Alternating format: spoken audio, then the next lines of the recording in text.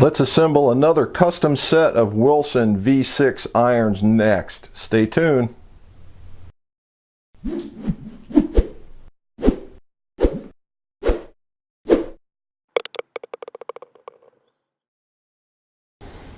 Welcome back to the McGolf shop, and we'll get this over with first. If you like what you're seeing, how about subscribing? And if you like the video, and that way both of those things come together, and you'll know more about what we're doing here at McGolf. So today we're assembling irons again. This time it's going to be a little more detailed than the last one. And what we had was a fitting. A father and son came together, and the son was quite the player. He plays to about a 2 and was wondering about his irons. And here's the thing with a fitting. Both these guys were tall, so they both thought they needed these really long irons. Well, it turns out just the son needed the long irons, and the shaft that he had in the club was actually very good for him, but the lie angles and the lofts and the grips were way off. So after a quick adjustment, we got the lie angles so they fit where they were supposed to. We got the loft angles where they were separated where they were supposed to. And we got the grip sizes on where they were supposed to. And then next thing you know, he's got a really good set of irons without having to go get something new. And that's part of a custom fitting. Now the dad, on the other hand, tall fella with longer arms and a much more smoother swing, that if he walks into a golf store, they're going to say, oh, you need longer irons, here you go, check this out. He's going to make a couple swings. They look at swing speed and he's on his way. Well, what we found out was he's a very smooth swinger. So when you're a smooth swinger, you can go typically lighter, you could typically go more flexible because of the way that you load the shaft and where you can find it when you're in the top end of your swing. Well, he's been playing these heavy clubs that were basically hand-me-downs from his son, who was an aggressive guy, and he was wondering why he was pushing all the time. Well, we fit him into a different shaft. We fit him into a different shaft, all of a sudden the ball started going straight, started going high, started going well, and there you are. So after a little bit of talking with the boss, next thing you know, we're ordering a set of irons. So let's go over what these irons are and why they were good.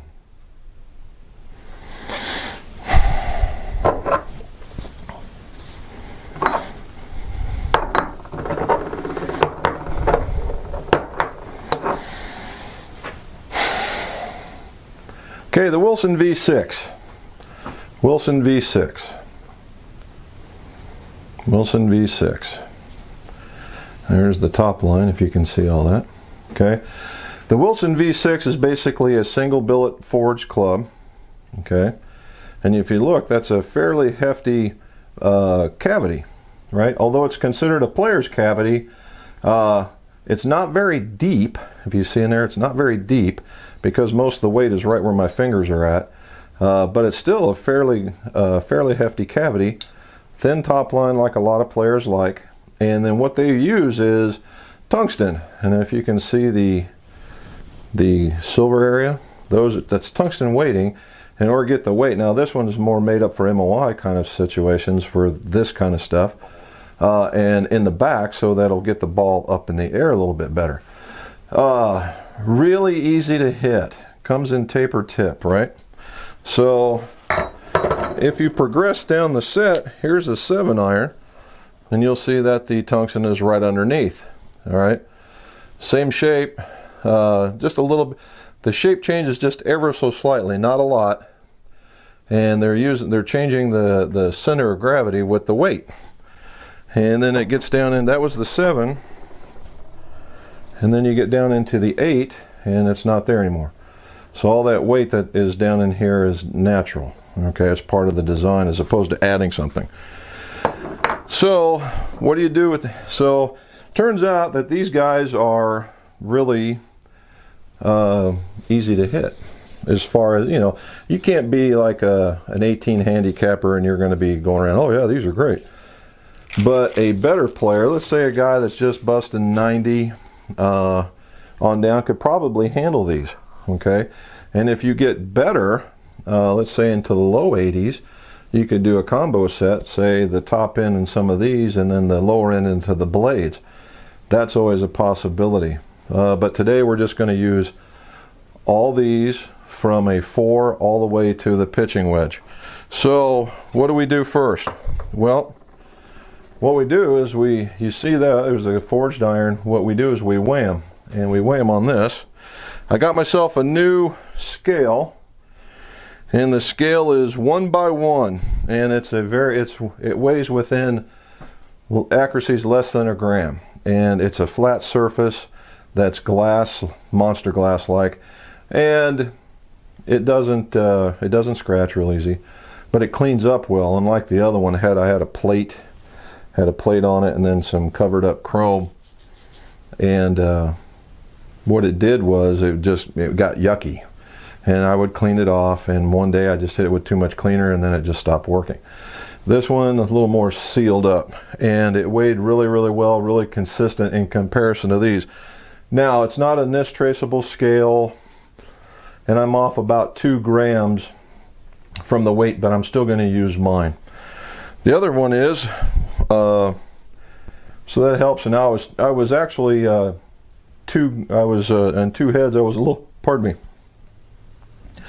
On 2 heads, I was a little light. So on one, I'm going to have to put a 2 gram weight in, and another one, I'm going to have to put a 4 gram weight in order for them to maintain their 7 gram difference all the way through. And I'll probably put a chart up in here probably somewhere to show you all that. Now let's talk shafts. Okay. Now this is one you haven't seen me put up before. KBS Tour 90s. Okay. KBS Tour 90s. And this is a KBS Tour 90 shaft. All right. You're not going to see any markings on it like you would a graphite shaft, short of the label that's on the back. Okay. Now let's talk KBS Tour 90. A lot of times my favorite really is the 105. The actual KBS Tour is the flagship model, and then you have the C-taper that's really for more of the aggressive swinger.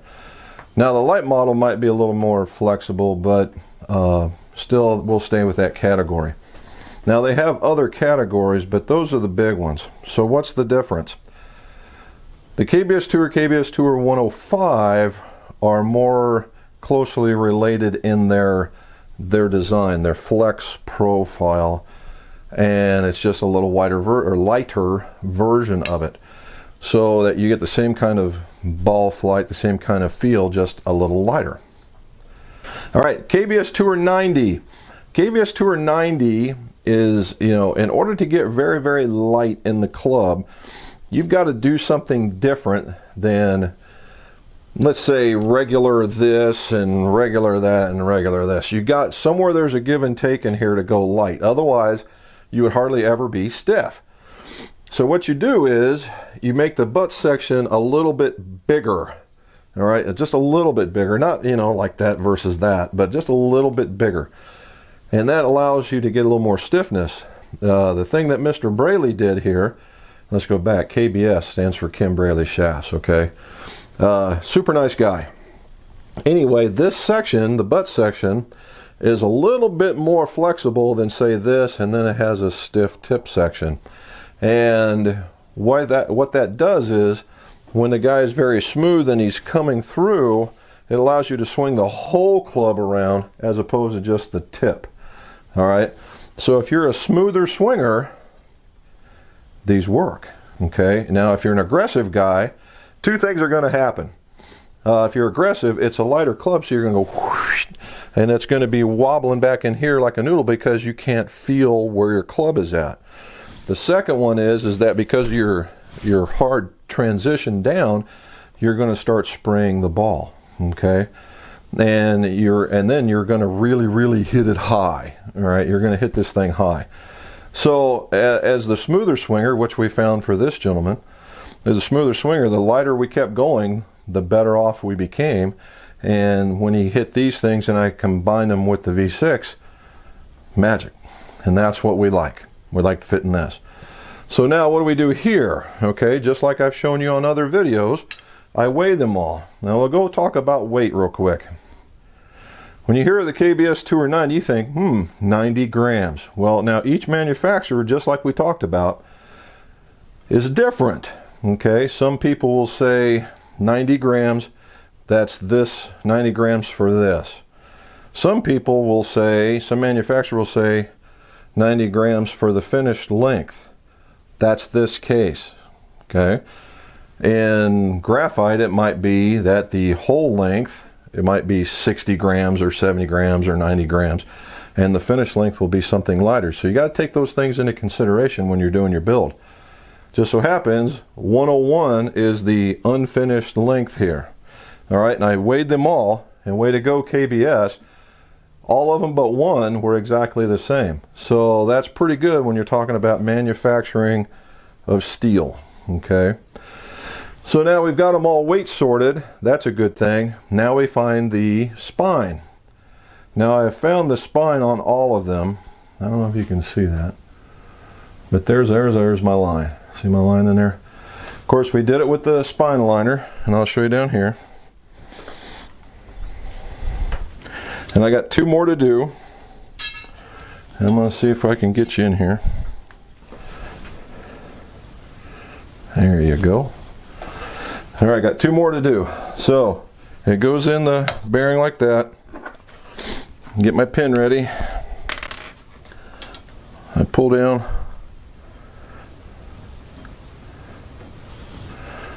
And I make a line, and that's the top end. That's what we call the 12 o'clock position, and that's what we'll put at the top and put the club into its playing position.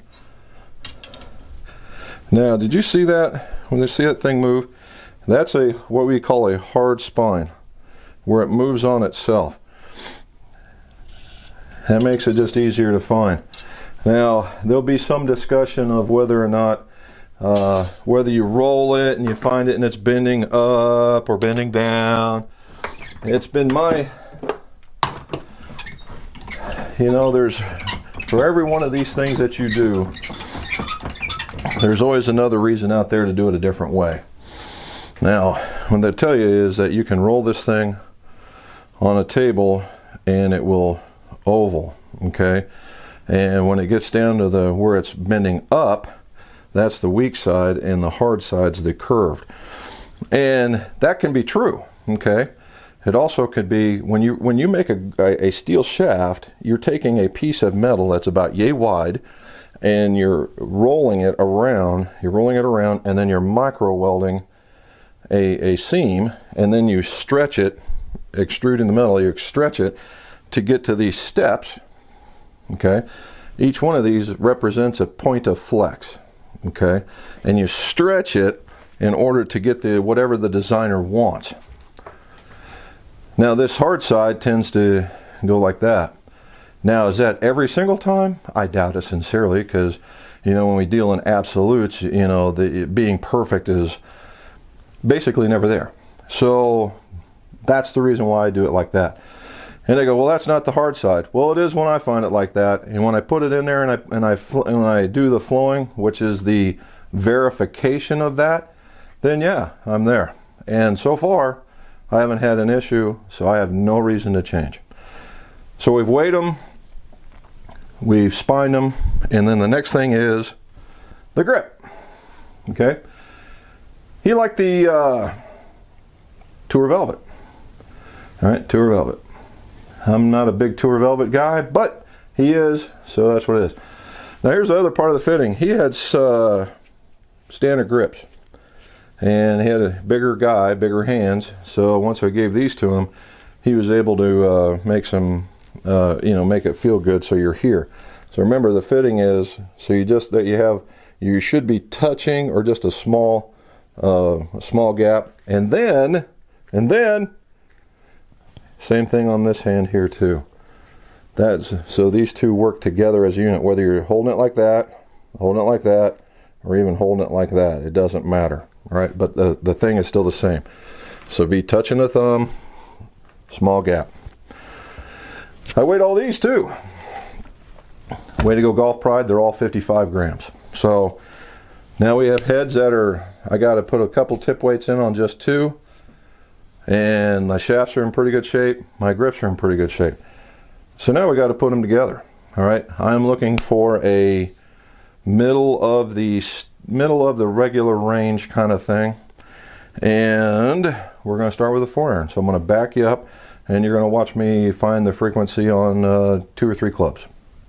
Oh wait, got one more thing. We're going to do some real club work. All right, these things came taper tipped. These did not. So we're going to turn these, and you see how I still have the plastic on it, we're going to turn these into parallel tip. First thing we got to do is we got to take the plastic off. Now I've done all but 2 so I could show you this, because this can get time consuming, but we're going to remount some golf club heads. So stay tuned, I'm going to move you around.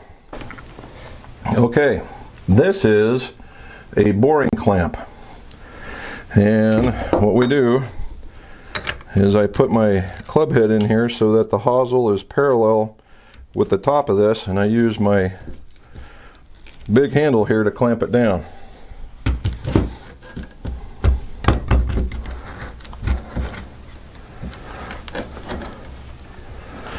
Club maker's tip. When you do the boring, you want to make sure that this head is resting against this side or this side, depending on which way the torque is going to take it. You do this for 2 reasons, because 9 times out of 10 we don't clamp this very tight because we don't want it to scar the top of the hosel. If you get stuck, there's a real opportunity for the head to go whack and get in here, so you want it against there already. So that helps you with that. Alright, and notice how I get it right underneath. This is just a regular old bench press, or bench mounted drill press that I've got from Grizzly. Alright, and it does what I need it to do. If you're going to go and do this quite often, I would suggest a floor model because they have bigger motors and more torque. However, for what little bit I do with this works pretty good. Now, you machinist types out there are going to freak out because I'm going to do this dry. If this was a harder metal, I would use a machine oil or a cutting oil in order to get that. And I do have that. Hold on. Alright.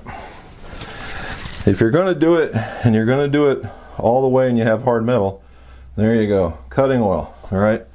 And what that does is that makes it allow this thing to turn without creating so much heat, and it basically removes some of the friction so it doesn't want to bind up. But this is really, really soft, and I'm only boring into the bottom part of it, so it shouldn't take me too long. So here we go.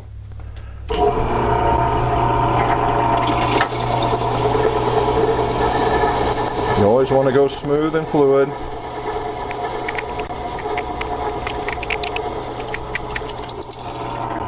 That was the end of it. Pour it out. There's still some stuff on the bottom.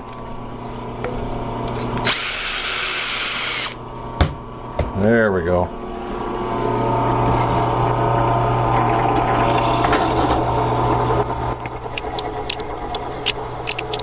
You feel it bottom out. You're pretty much done. There we go. Now you're always going to leave some shavings behind, so you always want to try it hit it with that. Alright, that's one. The other one in there, nice and tight. Underneath.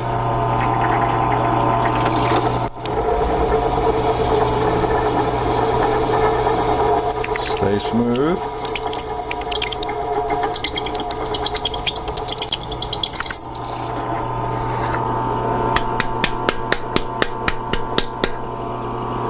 Yeah, that came out good. One more time.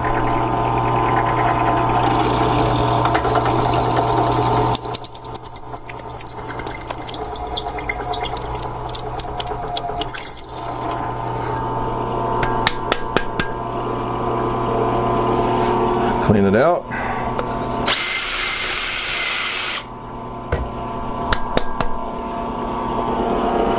There it is. One more time.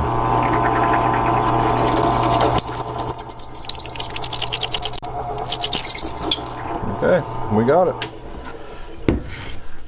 And for soft metals, it's just that simple. Now let's go make some golf clubs.